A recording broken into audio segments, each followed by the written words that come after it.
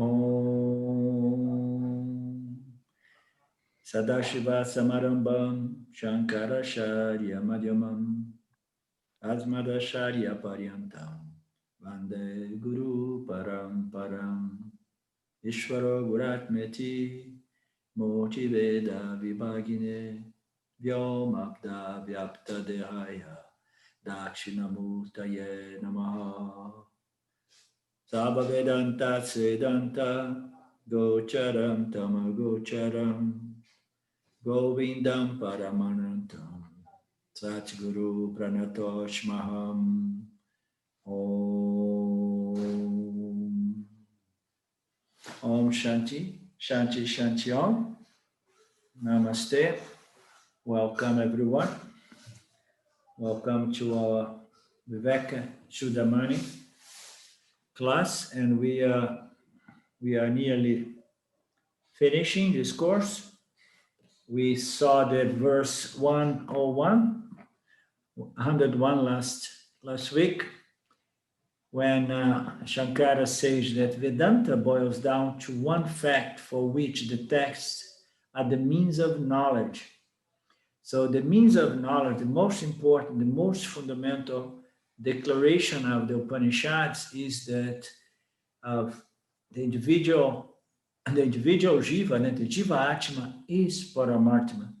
So here is described as the individual and the world. The world means as the totality of the manifest is the same thing. Our one is meaning should say is the same thing. Either the individual, both the individual and the manifest universe are the same thing, and that means everything is consciousness. The individual and the world are one, and liberation is staying with this knowledge. So liberation is to have this knowledge so deeply and profoundly digested, integrated, internalized, so that this knowledge is not subject to forgetfulness, as we saw last Monday. Is a knowledge does not require constant remembrance or maintenance. Oh yes, I am conscious. Again, I got confused. I thought I was the body mind. Again. So there is a moment which happens to be in time, but takes the individual to self-knowledge, which is the realization of one's timeless nature. And that's what I would call a hard and fast self-realization or self-knowledge. Although the self is always realized, is always present, it's in the intellectual of the jiva that somehow this forgetfulness occurs, and then the remembrance is what we call self-recognition. And then retaining this realization means self-knowledge. That's hard and fast self-knowledge, which is always present. Liberation is what? Is staying with this knowledge as all time. Liberation is a hard and fast self-knowledge, firm, always present, okay? Which is conducive to liberation, because as we know, liberation is a process by which these ignorant-based vasanas are converted in vasanas based on this self-knowledge. Okay, so we have looked into this concept very extensively in the past. The verse 102 is about the realization. So this is what we came to this very end of Vivekachudamani, to come to this realization, to this conviction, this acceptance, okay? So that I can really accept it and claim it, you understand? So the inquirer at the very, very end of its time with its guru, his guru or her guru, said that to the teacher, by your grace I am blessed, for I have accomplished all that is to be accomplished. I am released from samsara. I am whole and complete bliss. I am free from lack and always present. I am everything that is. I guess we covered this verse last week as well, or not? We did, huh?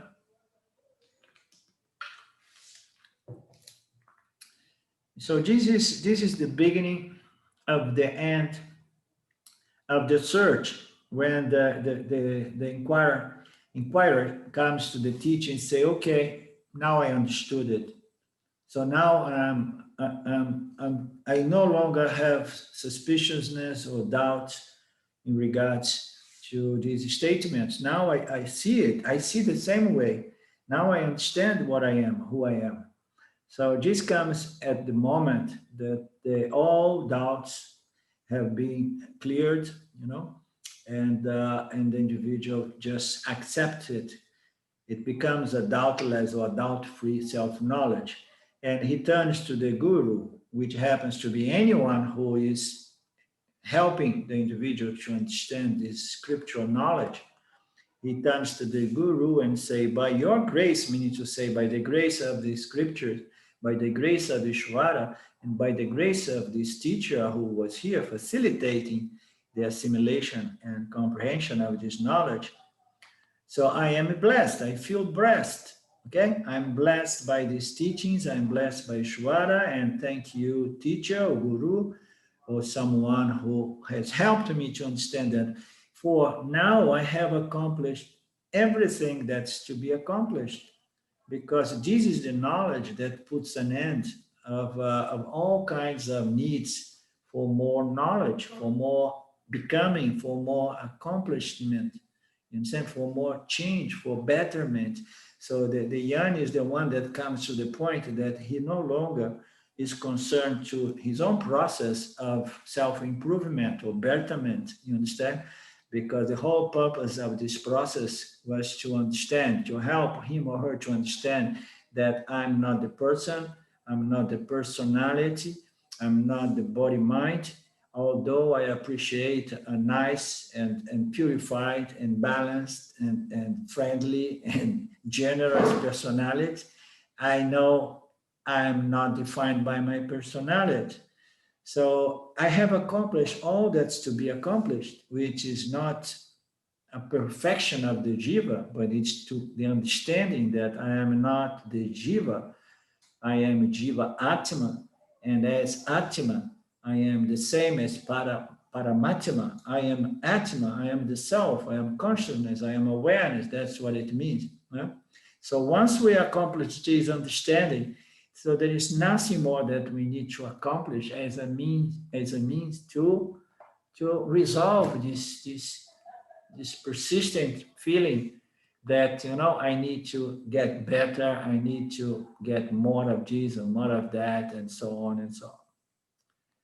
And then he carries on to say, okay, now I'm finally released from samsara. Samsara is this need for becoming, accomplishing, getting, more and better. And so it's a never-ending becoming process, as we know. Now, I'm never satisfied with myself as I am, because I feel, I have so many flaws and limitations and so on. And guess what? The jiva will never be perfect. You understand? So the only reason is to understand that. I have accomplished, therefore now I understood. So I'm released from samsara, the world of becoming all the time. I am changing and becoming more, better, different, and so on. Why? Because I am complete bliss. I am consciousness, and I am the nature of Purna, limitless bliss. I am whole, I'm complete, and I'm free from what? Free from lack. I don't lack anything, because I know that I am the substratum of this apparent superimposition. This universe is an apparent superimposition, and I am the substratum. I am the consciousness on which this projection takes place. There is nothing that escapes my conscious existence, because my conscious existence is limitless by nature. So if I am the substrate of the totality, and if all of these names, colors, and forms appear within myself, so how can I say that I need something more if everything is contained in me and me alone? You understand? So at that point, the individual, the Jivan Mukta, says, I'm complete bliss. and I don't lack anything because I'm all over the place. There is only me. I'm the only game. I'm the only thing. I'm the only existence. So there is nothing that I can say, oh, I need this and this. Oh, yes, but if I get this and that better, only then I will free. I will feel like, okay, now I'm accomplished. Now I'm complete. No, self-recognition, self-knowledge is the accomplishment of the already accomplished, as it appears in Tattva Bodha, is the accomplishment of that which has ever been accomplished. So there is nothing lacking anymore, for I am always ever present, never not present. I am everything that is. So this is a most blessed declaration or claiming, or acceptance on the side of the student that puts an end on the searching for this understanding. Self-knowledge is about understanding, and we want to understand, we want to understand, we want to understand until there is nothing more to understand, because we have no more resistance. It's almost like a resistance. I have the resistance to embrace and claim my substantial free nature as consciousness. So once that resistance goes, and then there is nothing more, we just say goodbye to the teacher, and we feel blessed, we feel satisfied and accomplished, in the sense that you know that you have been accomplished already from the day number one you entered in the womb. So the verse 103, the student, the Jivan Mukta, the Jnani, the student, the disciple says, I have regained my kingdom due to your grace and the grace of Isvara. So what happened here? There is a certain duality here, in the sense that it says, I regained my kingdom due to your grace and the grace of Isvara. So as if there is something like the grace of the Guru and the grace of Isvara. So the Guru is Isvara, manifests as the teacher. The moment that he is no longer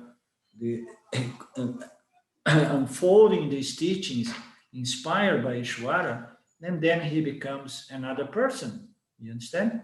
He becomes another person with a personality, with its flaws and virtues. But the moment that he's unfolding this scriptural knowledge, he is Isvara, because Isvara is the one who puts the words and puts the inspiration and everything in the minds and in the words, in the mouths of the Guru. So the Guru, the individual who knows I am consciousness, so he is no longer an individual, but he knows I'm not really the Guru, the Jiva, I'm just consciousness, and Isvara is going to take me up, as an instrument to keep propagating these teachings. So the Guru and Isvara are the same thing, okay? As long as the Guru is just fulfilling that role, playing that role of conveying these teachings. Huh? I have regained my kingdom due to the grace of the Lord Isvara, and its instrument called the Guru. So I have regained my kingdom is another funny expression, because it's almost like, okay, I have remembered. I have a few $1 million. It was under my bed, my bedroom. There was a time when my father was still alive and I was young, and he called me and he said, my dear son, look at this here. I'm going to hide $2 million here in this floor underneath your bed. And then one day, after 50, 60 years, somehow that memory flashes in my mind. And then I say, okay, I have regained my treasure. I have regained my richness my reach, my kingdom.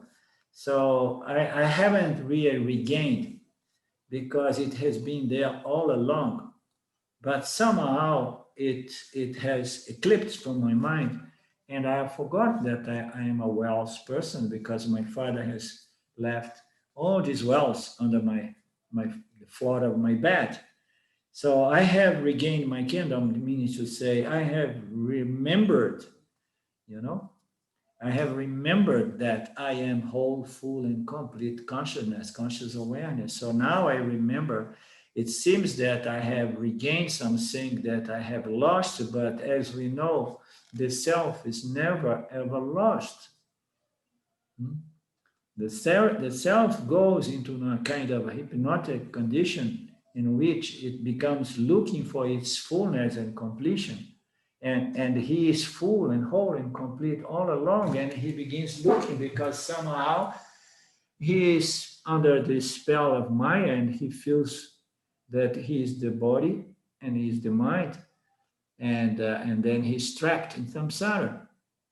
So he goes all along trying to regain this knowledge, to remember this his true nature, you know. But it was never lost. As I said, it has always been there. It has been the life energy, the life force, the principle by which the gunas and the energy and all the gunas, the life force is going to compel this body-mind construct to go about living one's life until we start doing this search for moksha. But the fullness of the moksha seeker has been present all along. So therefore, there is no question of regain something that was never lost. Right? It's just a question of remembering. Remembering is a very interesting word. I remember 10 years ago in my satsangs, my satsangs used to be more influenced by the teachings of Buddha as well. And I used to mention that it's said that Buddha, before he was leaving his body, he brought his close disciples and he kept remembering. He was very weak and he was kept remembering, repeating a single word, samasati, samasati, samasati. Samasati means remember, remember, remember the teachings, remember who you are, remember your limitless consciousness. So I used to be so much in love with this samasati concept that I almost changed my name at the time from Nagarjuna to Samasati. So if any of you wants to have a nice name, I find Samasati a beautiful Sanskrit name, with a nice connotation as well, nice meaning. You and Isvara are one. I have regained my kingdom due to your grace and the grace of Isvara. You and Isvara are one. Here we go. You and Isvara are one. So the student realized that, that there is no teacher really. It's all Isvara playing the role of a teacher. And I tell you, if any of you have this vasana for passing on these teachings or conveying this knowledge or teaching this scriptural knowledge, you will see. I mean, Ishvara just comes to our rescue all the time. When you see, you are like Ramji says, babbling your Vedanta, and you don't even know much where that inspiration, those words are coming from. They're all coming from Ishvara, of course. You and Ishvara are one. I bow down, I bow to you again and again. This is a very beautiful attitude to bow down, to bow to the teacher. This we don't know what it is in the West because people finds it almost humiliating to bow to someone. And if we go to the ego, the Western ego is so proud, If we go to India, sometimes I was impressed, the Indians. I had my time there in the Ramana Maharaj ashram, and I was always impressed when it would come a time to a certain ceremony and people were supposed to bow to the image of Ramana Maharaj, with the Arunachala mountain in the back. It's all symbol of Isvara, symbol of Shiva, symbol of the self. And the Indian people, within their culture, it's not enough to go on your knees or standing or going on your knees. They dive, they just put themselves flat on the floor, like that, lie on the floor, marble floor, in total surrender and gratitude and bow to the Lord, in total humility, It's something that the Western mind cannot even conceive that, And that's why people, they go we see the Indians coming to the gurus there immediate, they want to touch the feet of the guru and stay like that.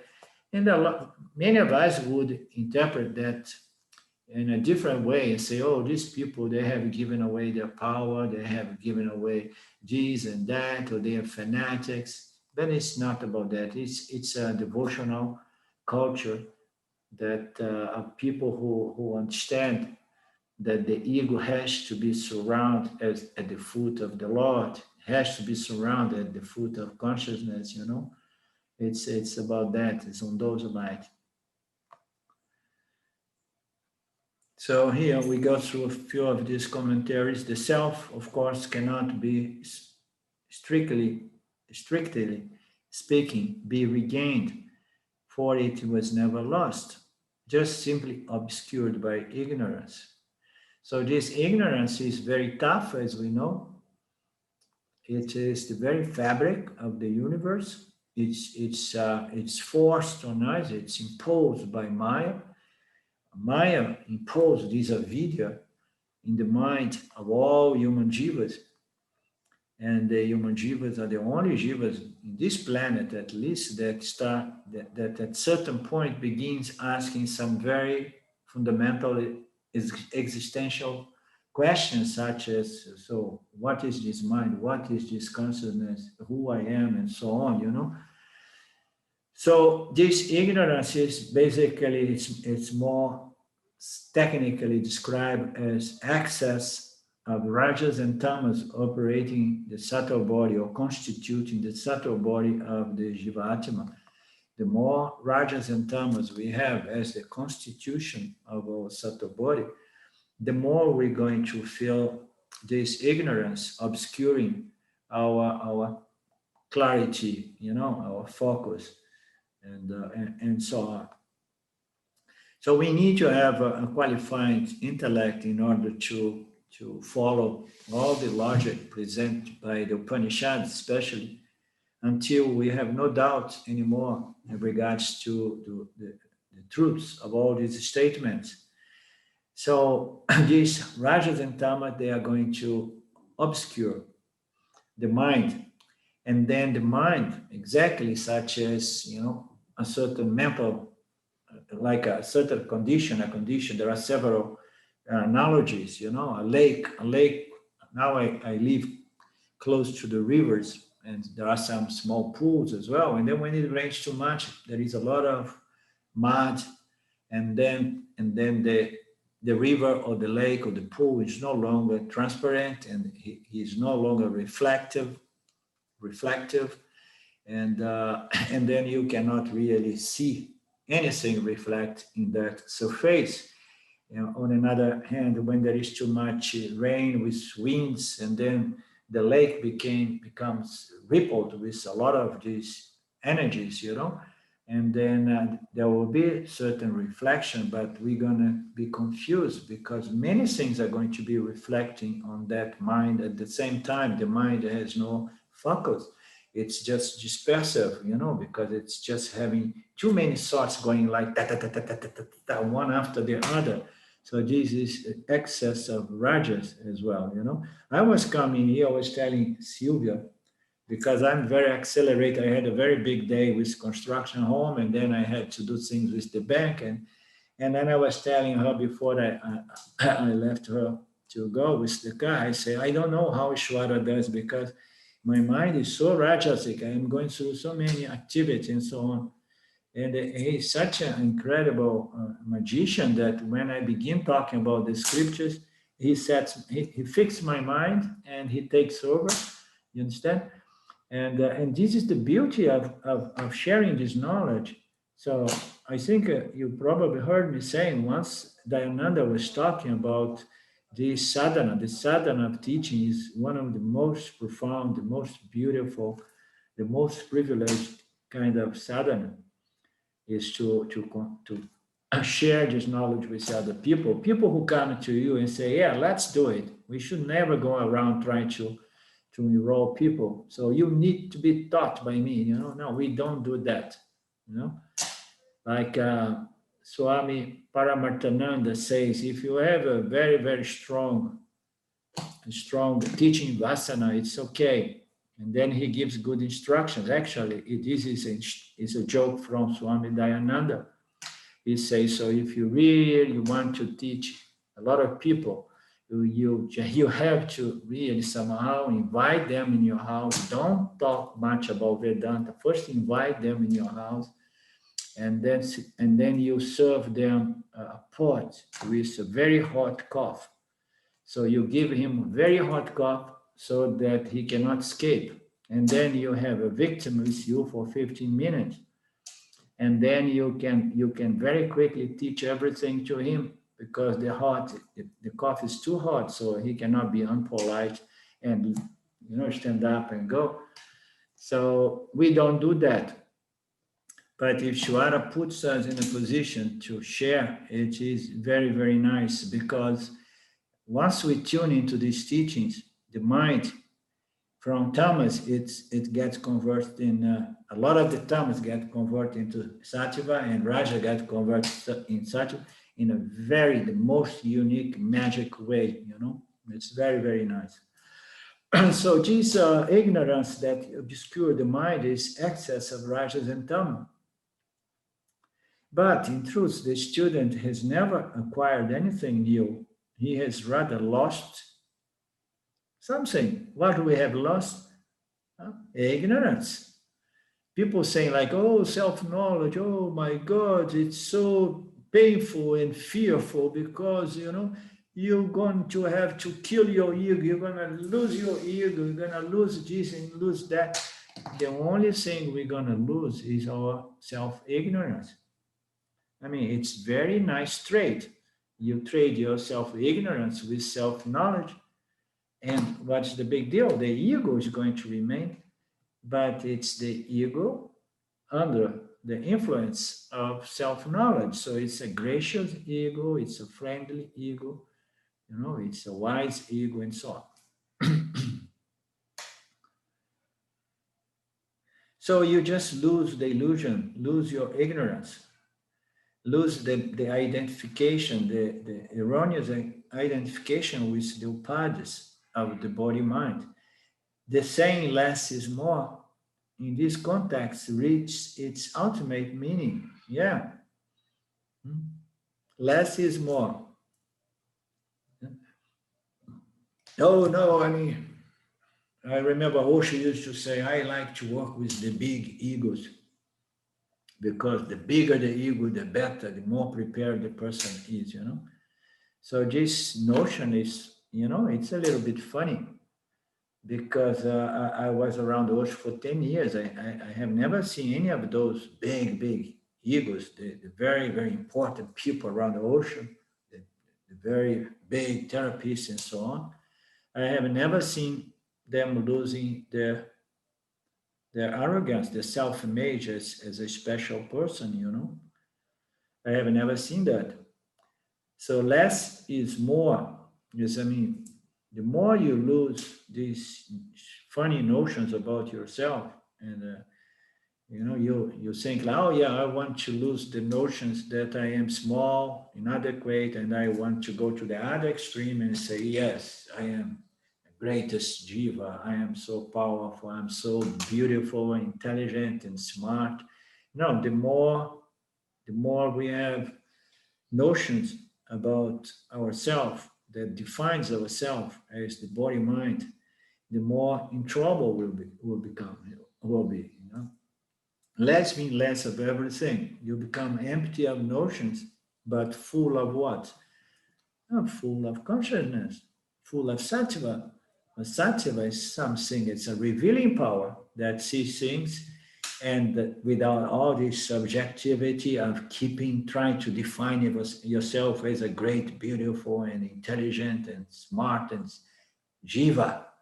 No, you just see the jiva objectively, and you see, okay, it's another jiva, just like anybody else. Some jiva may feel like, oh, I'm just very small. Some jiva may feel like I'm very great. I have a very, very funny situation. I told you guys that I met an American guy here, and he is a very interesting folk, but with a huge ego. And he was very much after me until he invited me to go to his house. And then I got to know his wife because she was traveling. This is the big American who is my neighbor. They're very rich and accomplished and so on, and with so much stories about himself. And I was there, and somehow, somehow there was a meeting, and his wife and we connected, and she had appreciation to a lot of the things I was saying, and I guess I got a little excited, and I stepped up a little bit, and he became a little bit obscured. His ego became a little bit obscured, and now he does not connect with me anymore. So if you have a big ego, a lot of these notions about yourself, so you're going to be in trouble in any case. So less is more. The student credits his release from samsara from the notion that he is limited to the grace of he received from the teacher and from Isvara. Isvara as the cosmic order. He then equates the teacher to Isvara and bows in gratitude to Isvara as the teacher in reverence. Very nice. The use of the term grace can be a source of confusion to Westerns, for whom the concept is embedded in theological notions of an extra cosmic deity who chooses often arbitrarily to give special powers and knowledge to this or that student or individual. So grace is not something like that, as we know. Okay. So the grace of Isvara, the grace of the teacher, as we know, grace is everything. Everything is grace to us. And the ultimate grace is the last piece, the removal of the last piece of self-doubt. Understand? So that is the ultimate piece of grace. But all the other grace, sometimes painful and difficult ones, they serve the same purpose, to polish our intellect until we can receive this last piece of grace. So grace is nothing like a mystical thing, a transmission of Shakti or special powers that we gain from these Shaktipati gurus if you serve them for a few lifetimes and so on. No. Grace is Isvara at every moment of our life, propitiating us with new moments of life experience, which are all conducive to our spiritual growth, to learning more and more, refining, purifying. So we should not confuse grace with this kind of things that many gurus promise, come that I will enlighten you. I have heard some people say that when the time is right, I'm going to enlighten you. This is BS. Nobody enlightens anyone. So the only way for us to get self-realized is by doing the work ourselves. Oh no, but he has so much energy and this and that, so on.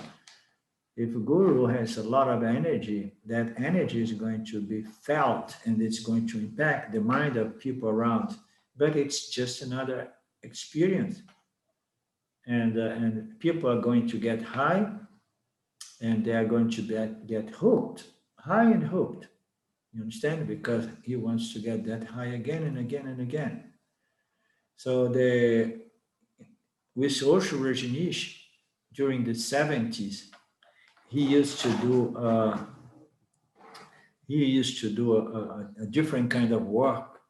Let me see if I remember the name. It was I forgot, but it was energy work. You understand?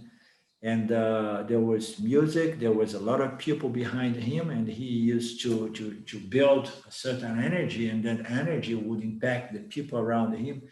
Energy work, a single energy field work, and people would have all kinds of epiphanies. Some people would have a lot of emotional release, and so all kinds of crazy things were done on those days. And those guys used to feel very privileged because, oh, I came to Osho at the time where he used to do energy work. Guess what? Nobody was really benefit from all those epiphanies, because any experience is what is as good as what we make of it.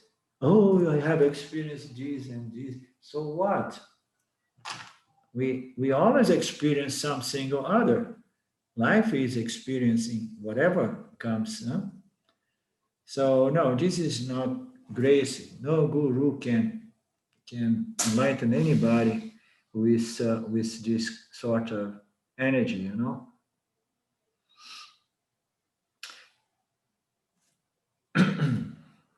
Isvara is the impersonal law that keeps the world spinning. All the worlds, they spinning. It is this impersonal law, order, okay? All these rules and laws, as we know, they are not personal, meaning to say that they are not designed personally for each jiva.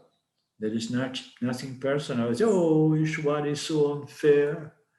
I am working on my self-inquiry for 3 weeks and I did not get enlightened yet. So Ishvara is not unfair because Ishvara is not a person and he does not relate to any one of its jiva on a personal level. He is a system, and this system just gives back to us our prarabdha karma according to what we have put into the system. So we put it in, we get it out. We put it in, we get it out.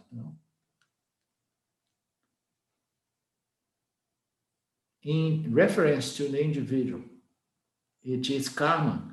To say that Ishvara gives us the fruit of our action is to personalize in some measure the fact that every action produces proportionate end.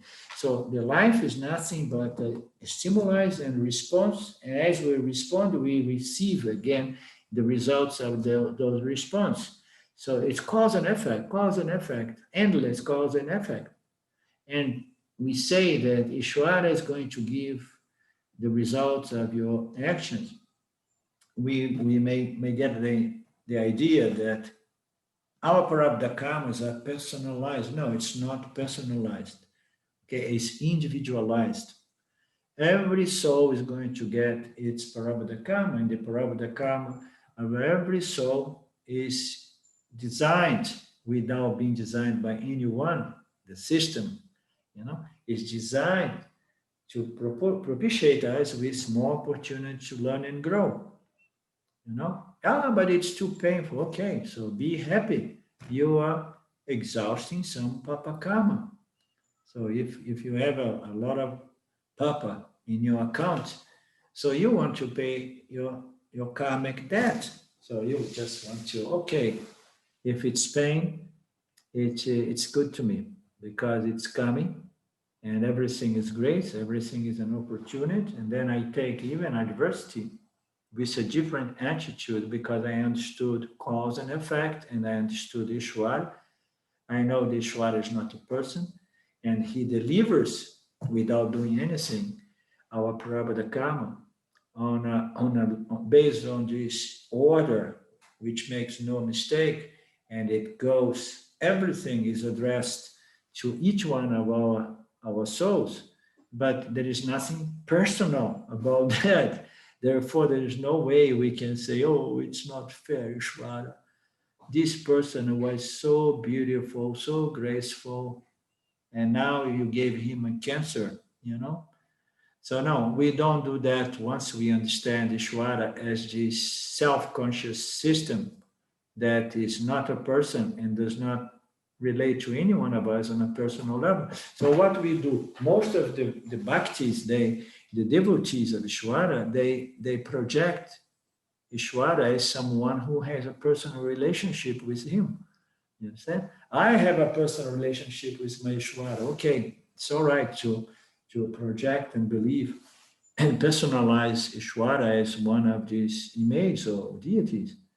But if you start believing, projecting that Ishvara is delivering or giving something back to you on a personal level, you are just up to a great deception. You understand? Because there is nothing really personal about that.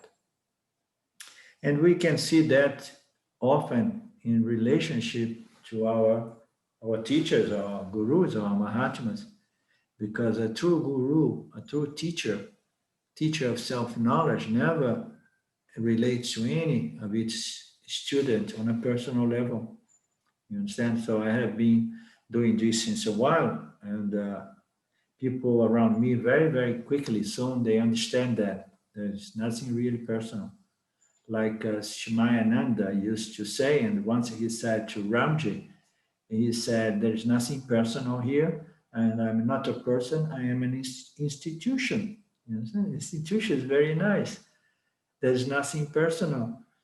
Now, recently, I had somebody from Vedanta, Brazil, that came and stayed 12 days next to our home in a small guest house, literally next to us.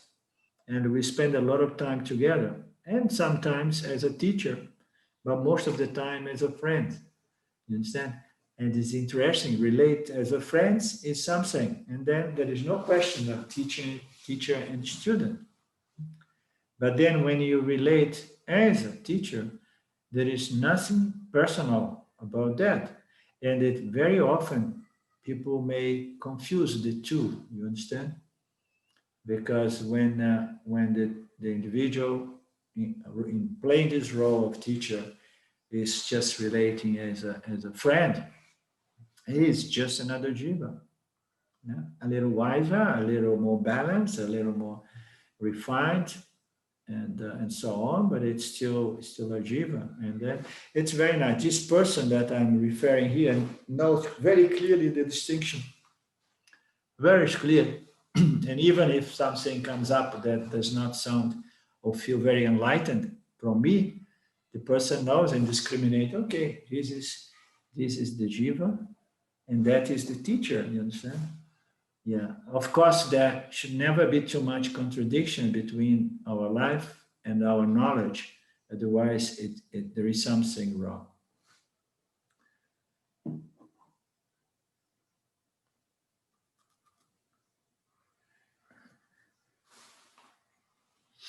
Okay. To say that Ishvara gives us our Prarabdha karma is to personalize Ishvara in some way. You know, the fact that every action produces its proportionate reaction, this happens automatically, spontaneously, naturally. It's a system. Ishvara is a self-conscious being, which is not a person, which is not subject to action, it's not subject to karmas, it's not subject to time. Ishvara is knowledge, pure knowledge. It's a self-conscious. Knowledge is consciousness. Consciousness is knowledge. Ishvara is pure sattva, is pure knowledge. And this knowledge projects, sustains, and destroys and recycles the entire universe again and again. So this is Ishvara. So to personalize in some way is something that we need to be careful. Applying Occam's razor. What is Occam's razor, Lynn? Or I'm thinking it's, I can't remember exactly. It's whatever is the simplest explanation is probably right. I don't know. Someone should check me on that. I could be getting that wrong. Yeah, I think you're right. Apply Occam's razor, a problem-solving principle stating that among competing hypotheses, the one with the fewest assumptions should be perfect. Select, of course. Very nice. Huh? We make so much assumptions which are nothing but projection. So if we remove all the projections, then we need to figure out something about something else. And then it's better we take the one with the least possible assumptions or projections. So why he's saying that? One can cut away Ishvara, but to do so deprives us of useful concept for understanding how the phenomenal world operates. So in other words, he says, don't cut Ishvara off just because he is not a super person and he's not going to really have a relationship with you as you can imagine. Don't throw him away. You understand? Ishvara is not a person. Ishvara is this principle, okay? Is the creator, maintainer, and the destroyer. And we need to understand Ishvara within this phenomenal realm of duality, of, Nitya, apparent reality. Ishvara is the beginning of this apparent reality. Okay? It is an appearance, but don't throw it away. Otherwise, we're going to be deprived of these very important teachings about Nitya, which is going to prepare the mind, the intellect to understand Satya in due time. Ishvara is shorthanded, a method of rapid writing by means of abbreviation and symbols for the countless complex process in which the body mind participates. Yeah. So this is nice as well. So it's like we need to simplify and to understand the complexity of life, the miracle, this incomprehensible, phenomenon called the universe that we have no clue how it comes into place and so on. We need to bring it and simplify that as a principle, this notion of Ishvara. Ishvara is the creator in its efficient cause, intelligent cause, pure sattva, and then it calls the universe by unfolding this knowledge principle into rajas and tamas, and by the means of rajas, it projects the universe and the jiva, and by the means of sattva, of tamas, it grossifies the universe into matter. So everything is Ishvara, but then when you say, okay, now I know Ishvara is in the universe, and then you say, this is what you can see with your eyes. But Ishvara is knowledge, laws, rules that all the time sustaining this universe. And this is mind-blowing. How can we say, oh, Ishvara? Another way to look at it, Ishvara is the totality of all factors operating in the universe. And how, the mind is going to understand all factors in this equation of cause and effect, everything impacting everything else, and everything somehow subject to these laws. And from the standpoint of the human jiva, the karmic ethic laws. You know? So it is big. It's very complex. So many countless, innumerable, complex process. We say there is another expression to explain Ishvara is the totality of all the factors of the universe. Is said Daivan. Daivan is another name of Ishvara, present by the angle of a totality of every energy, every factor, every phenomenon that somehow, contributes, to bring about the parabda karma of the universe again and again. All the factors, just imagine the equation, the totality of all factors when we say that we have a certain degree of responsibility as far as our spiritual growth. We need to understand Ishvara is Daivan because as a Jiva, I'm only one among infinite numbers of other factors. Yet, these my actions, my thoughts, my attitudes, they are very important. They count big time, but it's just one. And then the ego has to understand Ishvara also as a totality of all other factors. You remember why we say Shanti, Shanti, Shanti?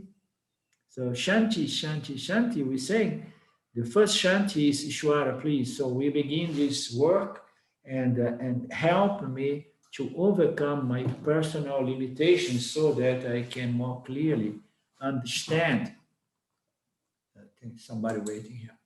I can more clearly understand and assimilate this teaching. The first Shanti goes for the removal of my personal obstacles, my personal limitations, so that I can assimilate this knowledge. So the second Shanti goes to, okay, Ishwara, I know that that alone is not enough. Please, the second Shanti goes to help me to, by removing all these obstacles that I have no control whatsoever. You understand? For example, I was coming here, I got busy with so many things, and then if my tire would get punched, or if I would have a small accident, and then I would say like, okay, I did everything at my reach to come and not disappoint my friends, but now there is something, another factor that came, that I know that they exist and I know that I have no control. Anything can happen that may stop me from doing or accomplishing what I want to do. So this is the second Shanti.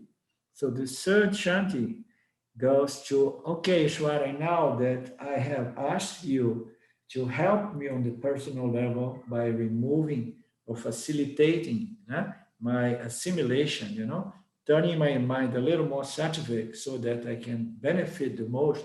I ask you, please don't do anything so that this event, this meeting, or this webinar is going to, that could prevent this from happening, or anything that I want to accomplish. So I know there are so many factors. And the third Shanti is like, and there are innumerous other factors that I know that is under your control, Lord Ishwara, and I have no clue. I have no idea. There are so many others, factors that I have no idea. We have no knowledge. So we say those three shantis for that purpose. So just to give the dimension of the complexity of Ishvara and the importance for us to understand Ishvara, so that the ego can be kept under control and, in its proportion, in right proportion, understanding its role and which way it has a certain degree of responsibility. But that allows these Indians in India, to have this devotion to the point of bound to the Lord Ishwara. There are so many small little rituals they do there. And they don't do anything in India without remembering Ishwara. It's unbelievable. Any little thing they do, they ask the grace of Ishwara.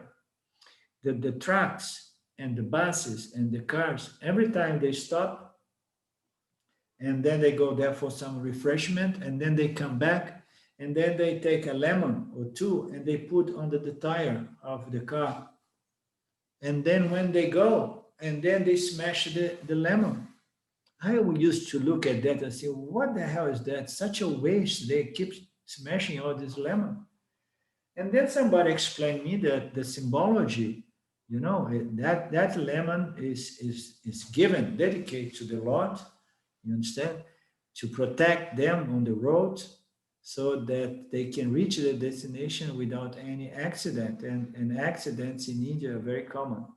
So it seems to be silly, but it's amazing to see that they bring Ishvara into the equation most of the time. In everything they are doing, they remember the Ishvara as the one who is propitiating everything, and it's controlling without being a controlling freak, controlling our destinies.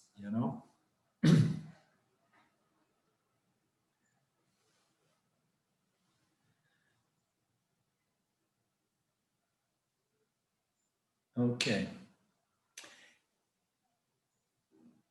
Isvara is shorthand a method of writing by means of abbreviation. So Isvara is phenomenal existence in its totality.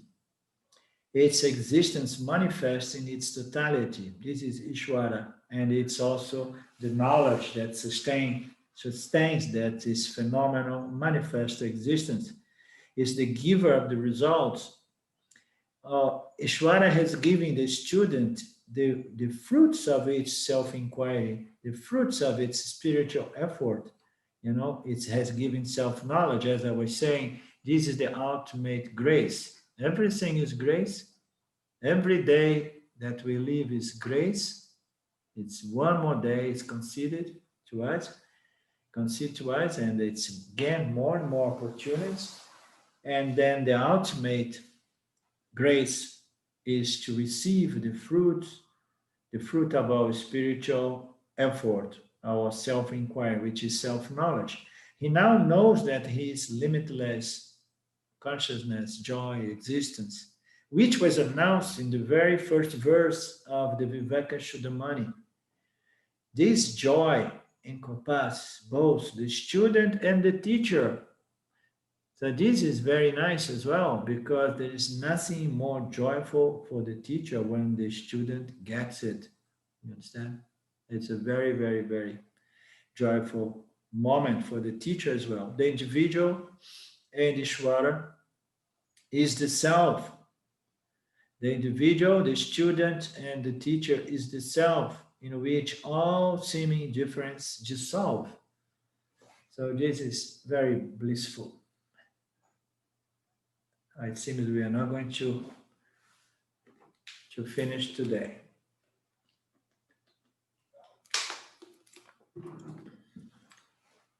Anything else? Are we enjoying it? Would you say that Ishvara really appeals to the jiva's intellect, and as such connects satya and mithya together, so that we can really experience it as oneness? It's like an intellectual exercise, if you will, but it appeals to the intellect, and so it's all about oneness. And Isvara is the connection between satya and mithya. What do you think about that? When you say that Ishvara is an intermediary step, and it's absolutely necessary, that cannot be skipped. And then when you say, and that's correct, when you say that Ishvara appeals to the intellect, so I would say that Ishvara appeals to a few rare, qualified, or purified individuals, because for the materialistic jivas, the notion of Ishvara is not appealing at all. Mm-hmm. They refuse it, they reject it, because the jivas, the human ego, is so arrogant that he does not like to bring God into account. You understand? They believe that they have the power. You see societies nowadays, we are losing the notion. This Vedic culture is decline. Religious is decline. So we are living in a very materialistic time. You understand? And the ego is not going to feel any appeal from the notion of God, because they feel like, oh, God is the opium of the people, and it's just a consolation. It's a consolation. If you don't understand, if you don't have the purity and the wisdom to see God as the manifest universe, because from every angle you see only this intelligent order, this beauty, this miracle of life, which is something incomprehensible to the intellect. But the intellect has to become subtle enough, only then the notion of Ishvara is going to have a certain appeal. Otherwise, it has no appeal. So we come, and in the West, it's a good point, because in the West, for example, I had this spiritual vasana, but I was not much attracted to the idea or notion of a God, you understand? So I end up feeling feeling this attraction to Osho Rajneesh, because Osho Rajneesh, like Buddhism, they have surround God of the window, you understand? It was all about, the mind, the intellect, and meditation, and experiencing silence and peace. And the ultimate thing is peace, and then there is nothingness, and so on. So there is no question of understanding God. So in the West, the Western ego usually does not like to this notion of karma yoga, dharma yoga, which depends on this understanding of God as Daiva, the lawgiver, the giver of the results, the one who is really in charge of our destinies, because, and it's not a person, and it's not a controlling freak. It's just pure consciousness manifest as pure knowledge in Mithya, you understand? It is in Mithya, but it's the closest thing to Satya, you understand? Sattva is the closest thing to Satya. It's a grossification of Satya. It is Mithya, but it's this Mithya that we need to bound to recognize, to have reverence. But the mind needs to be purified. The individual needs to be spiritually mature to develop the understanding, the vision to see Isvara as it is. You understand? Which is totally invisible, but yet it's visible if you have the eyes to see. You need to have the eyes of wisdom to see God. And once we begin feeling God, we feel love for the creation, we feel love for other beings, we feel love for our Jiva, because we are seeing that everything is this beauty of Isvara, So,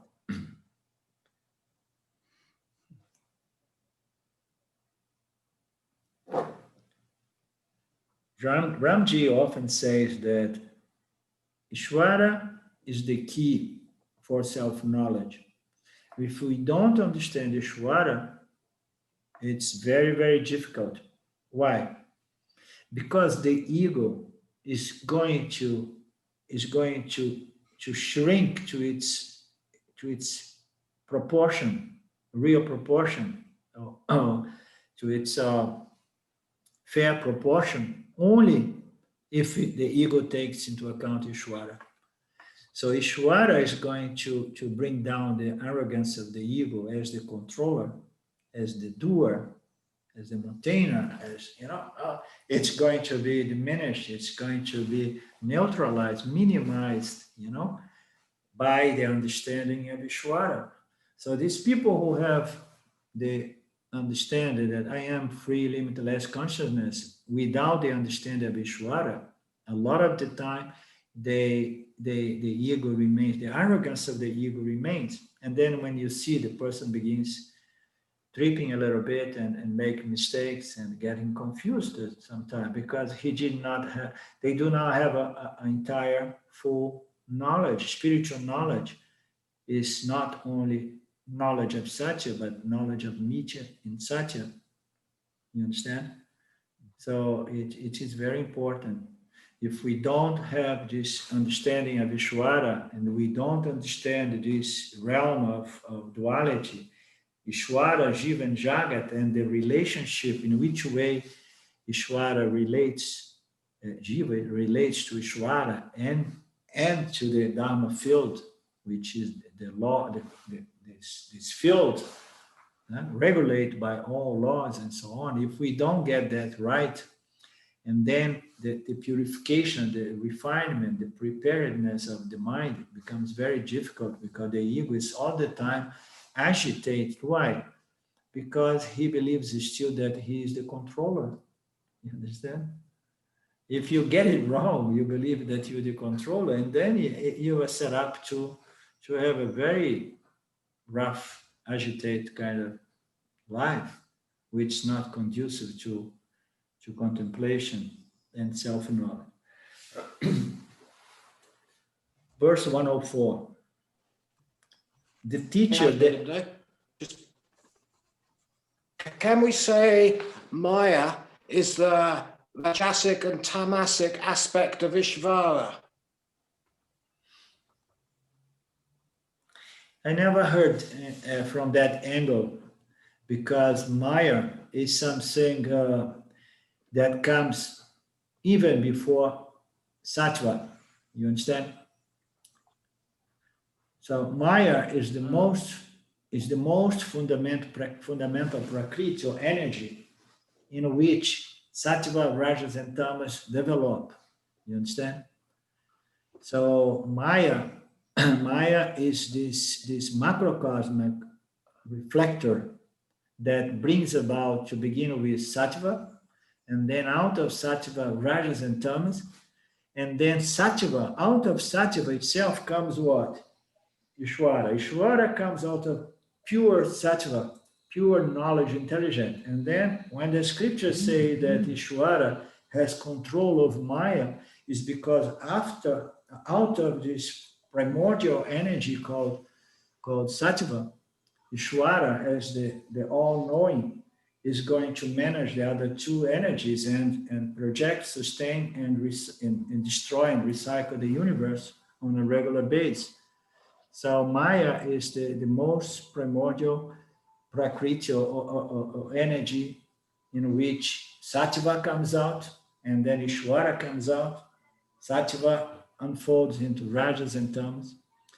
But what you are trying to say, Mark, is that when this ignorance, this plurality, this diversity of names, colors, and forms develop to produce the first human jivas, when we have the human jivas, and then the human jivas are going to have certain intellects that are going to reflect consciousness.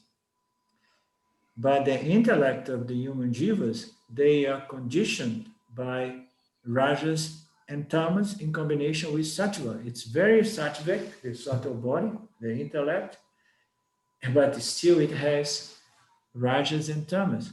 So rajas and tamas are responsible for a certain aspect of Maya, because Maya in the macrocosm sometimes is said to be the original ignorance, okay? Because it makes duality out of the non-duality. So it's the primordial, the most original, fundamental ignorance. But when this ignorance impacts the mind, the intellect of the human jiva, it's said to be avidya.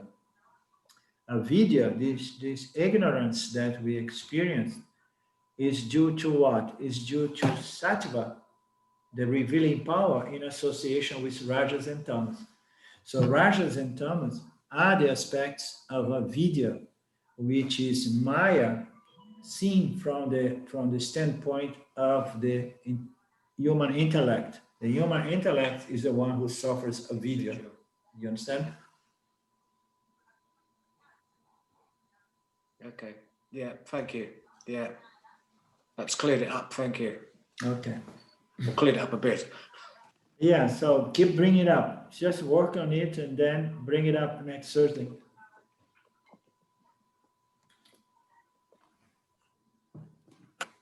So the teacher then said, spend your time seeing yourself in every situation and enjoy the bliss of the self. So what else to do? The teacher says, so spend your time, whatsoever time you have left, and we know that the body-mind construct is subject to time. So depending on one's prarabdha karma, we may get some more time, some less time. So whatever time you have at your disposal, remember to see yourself in everything. So see the self in everything. See Ishvara in everything. Ishvara is the finest manifestation of the self. When we see Ishvara in everything, it becomes much easier to see the self in everything. You understand? You see, wow, the beauty of Ishvara giving life to all living creatures. And then when we begin having that eyes to see Ishvara behind every creature, every living being, every inert object, because you see, wow, I know that this object, even if it's a rock, it's really alive. You understand? It's vibrant with energy, with chemicals, with different minerals and so on, uniquely designed and so on. So you start seeing this beauty, this knowledge, this consciousness manifest as Isvara, and then it's very easy to see the self-consciousness behind all of that. You know? The causeless cause of Isvara, which creates all objects, Jagat, and creates the Jiva object, which is a reflector which was designed to experience all other objects and with the potential to know, to understand the fundamental nature of this apparent order of reality, you understand? And be free. So spend your time seeing Ishvara in every situation, seeing the self-consciousness, and enjoy the bliss of the self. The bliss of the self. How are you going to enjoy the bliss of the self? You don't need to do anything. The moment that we see the self, and then we know that, I'm enjoying my fullness because the self is one without anything other than itself, one without a second. So I'm enjoying the bliss of the limitless self, which is the only reality, which is pervasive, substratum of everything.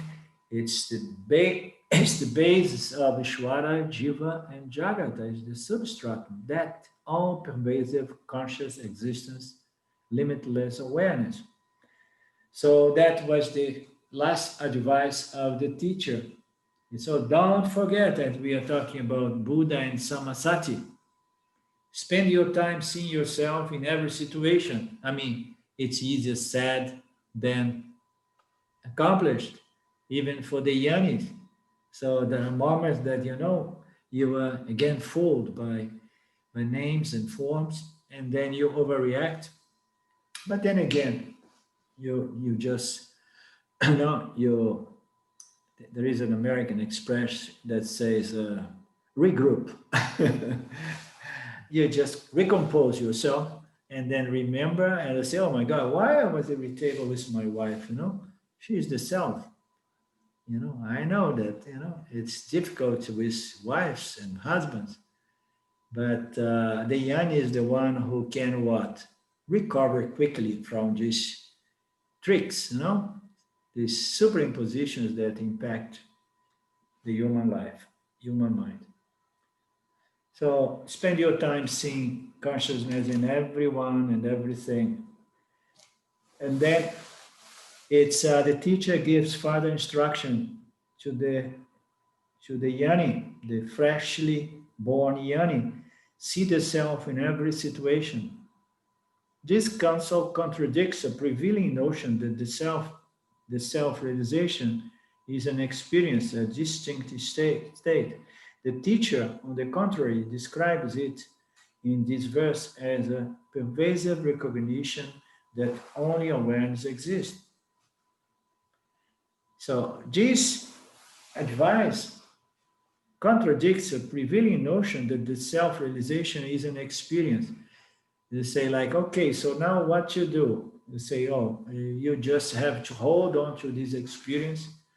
So, and then instead he says, the teacher says here, you are this pervasive conscious existence, the substratum of everything. Don't forget it, just stay with it. See that you are the only reality, okay? This recognition of your self-awareness as the only reality, the only existence. So it's a different sort of application of knowledge, okay? It's nothing to do with holding on to a moment in time in which you realized or your last doubts have dispelled. So it's more like, okay, now that you see it, now that you know it, so just keep this vision alive in your mind. Understand? Keep this vision alive. So it's nothing to do with an event in time, nothing to do with an experience. Vedanta is a vision, the vision of existence, consciousness as non-dual awareness, the principle, the substratum, and everything is soaking. You know, all this superimposition of all these bodies and minds is just soaked in consciousness, which is the only reality. Keep that vision. Many spiritual seekers have dreams of glory about entering a state of samadhi, perhaps never to depart from it. Oh yes, so you got enlightened. Okay, now you just close your eyes and you stay in that samadhi forever. Now the yearning receives a different kind of instruction. Don't do anything. Don't try to control your experience. Leave the experience to Isvara. Isvara is going to provide you with all your experience in accordance to your Prarabdha karma. Don't try to mess up with Isvara. Just keep seeing through and see Isvara behind every karma, every creature, every situation, and see consciousness, your very, very nature behind Isvara and all other jivas and all other creatures. It's a totally different sort of sadhana. That's why we say it's a passless path. It's a timeless path. You understand? It's a path of understanding which is conducive to the non-dual vision of reality as consciousness and only consciousness.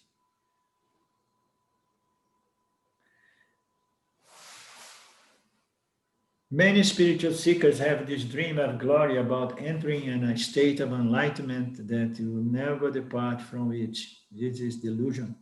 This dream is influenced by the understanding of yoga as an end rather than a means. So I think through this Vivekachudamani, we have cleared that confusion. Huh?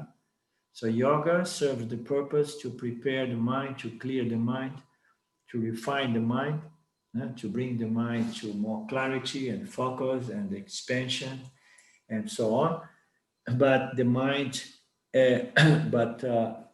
enlightenment is not a state of mind, it's not a mental condition. Yoga is going to purify the mind as a means. So self-knowledge and moksha is made of understanding and only understanding. So it's nothing to do with a state that should stay, and remain. Yoga is just a means to prepare the mind for this understanding. Vedanta is clear in its positioning of yoga and its levels of samadhi as preparation for self-inquiry and self-knowledge. So Vedanta is very clear about that. It does not look down or reject yoga completely, but it puts it in its place. It's just a means of preparation, preparedness, or maturity, or purification, refinement of the intellect. The bliss of yogic states keeps us identified with what? Ananda Maya Kosha, of course. The bliss of those samadhis, of those beautiful states, keeps us bound in samsara. Let me just turn my light here.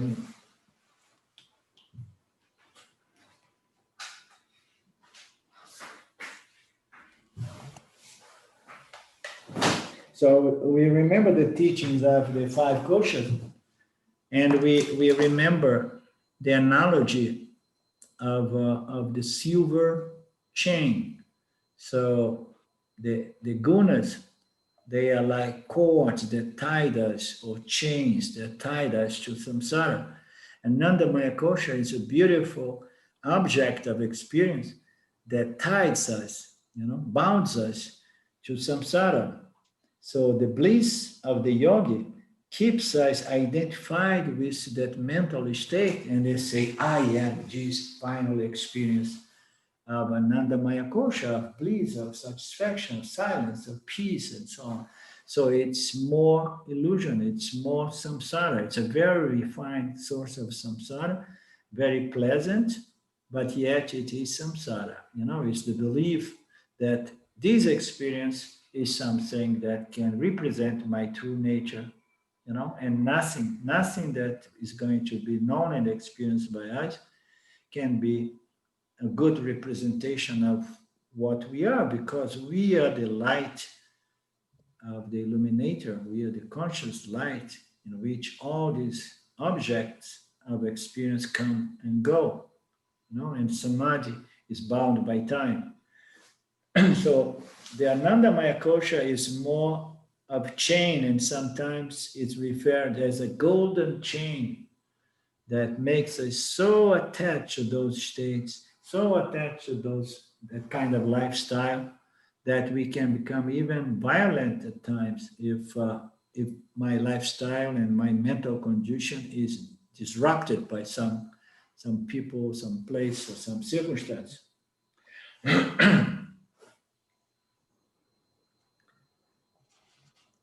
The bliss of sheets rather than the self. It's not merely the absence of duality, but the knowledge of the self that frees us. So the absence of duality, meaning to say samadhi, nirvikalpa samadhi, is the absence of duality. So the meditator disappears and the objects of meditation also disappears, more or less like in deep sleep. But the absence of duality we experience every night in deep sleep, and yet we come out and we still believe that duality is reality and we need this and that to feel satisfied and complete again. So it's not about that. Again, it's about knowledge. Understanding is what's going to free us, understanding our full, limitless nature. If the absence of duality were sufficient to produce moksha, we would all be liberated during our deep sleep. And inanimate objects would be enlightened. How about that? Huh? So the inert objects, they don't experience duality because they are not reflected, they are not jivas. So, and then we say, oh God, please, next life I want to be a rock. Not a rock star, but a rock. Because I want to be born enlightened. But that's not the way things go. So we want to experience. Huh? Well, you are born enlightened. Say it again. You are born enlightened. You're always enlightened. It's Yes. just you don't know it. Yes. We are not born enlightened. We are born ignorant, but we are born out of light as light of consciousness. But somehow Maya does what it does and mix consciousness with matter, with energy, and then it comes out to be a jiva, and the jiva is its intellect is a mixture of knowledge and ignorance. And then satya and rajas and tamas, knowledge and ignorance, darkness and light. And you remember those analogies of twilight zone in the afternoon when we have sattva, which is the revealing, knowing power, and then rajas and tamas, obscuring and agitating the mind. So that's the condition of the jiva. The jiva comes out of pure light of consciousness. But in order to truly recognize and claim its true nature, it needs to go through karma, dharma, and upasana to prepare the mind, to make the mind more sattvic, so that it can understand that I am the light. I was never unenlightened. My light has been shining all through my entire life. I was never not shining my light, but I was shining my light in an intellect that was still much influenced by rajas and tamas. Therefore, there was an experience of suffering and limitation and so on, The ignorance was being dominating because of excess of rajas and tamas. You understand, David? We are all consciousness. We are all the light. Nobody gets enlightened, but we need to process refinement and purification. The mind has to become subtle and sattvic so that it can understand and claim its true nature as the light of consciousness, out of which Maya and Isvara brings about Isvara, Jivas, and Jagat. Okay?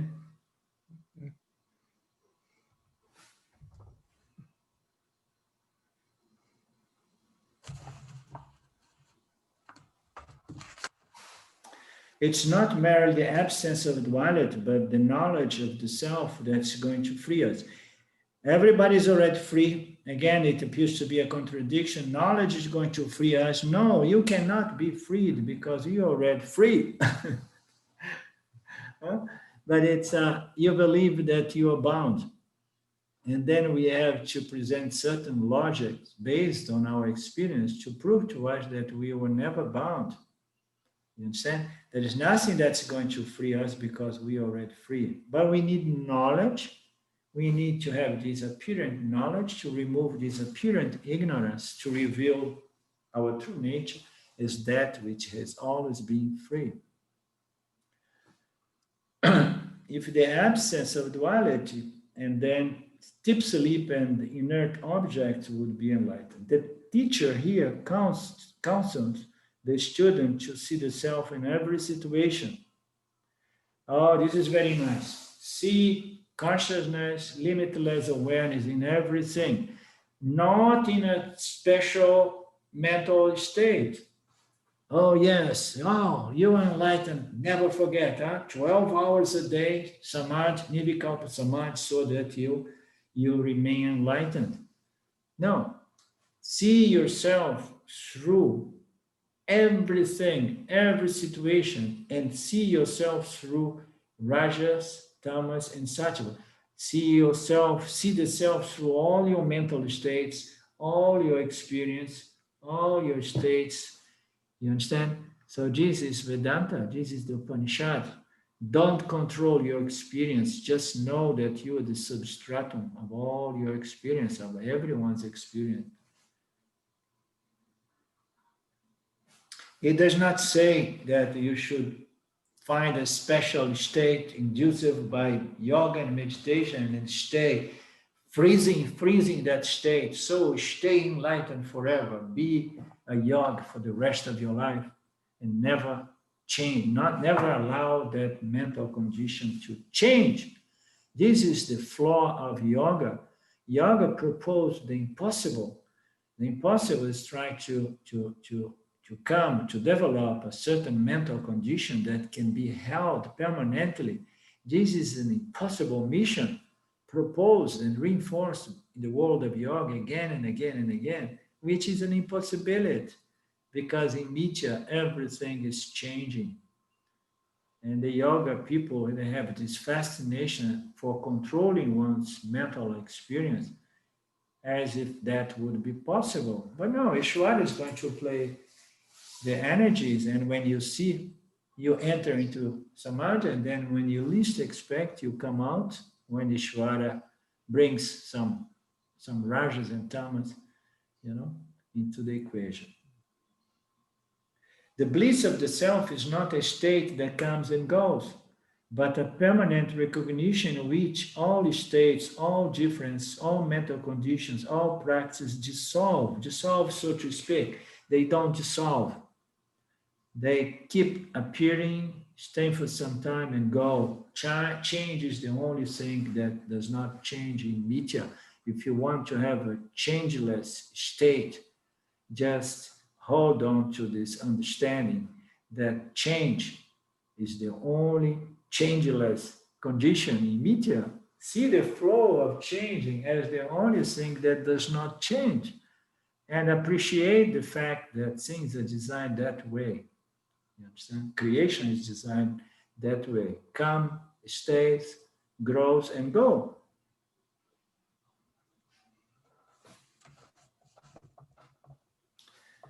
It's nothing. All practices dissolve.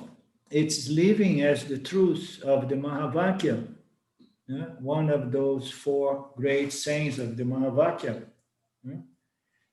Tatvamasi and Ham Brahmasmi being the most famous, the most popular, and the most significant.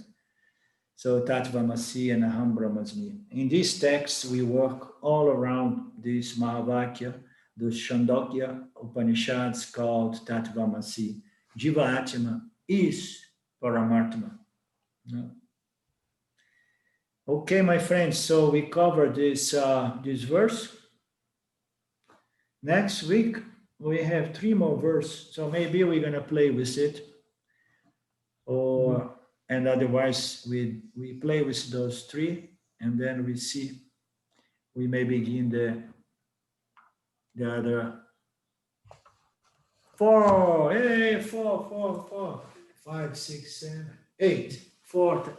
Yeah, we can play with it. Yeah, it's gonna keep us busy. That's like the 10th man. You didn't see that. Yeah. Okay.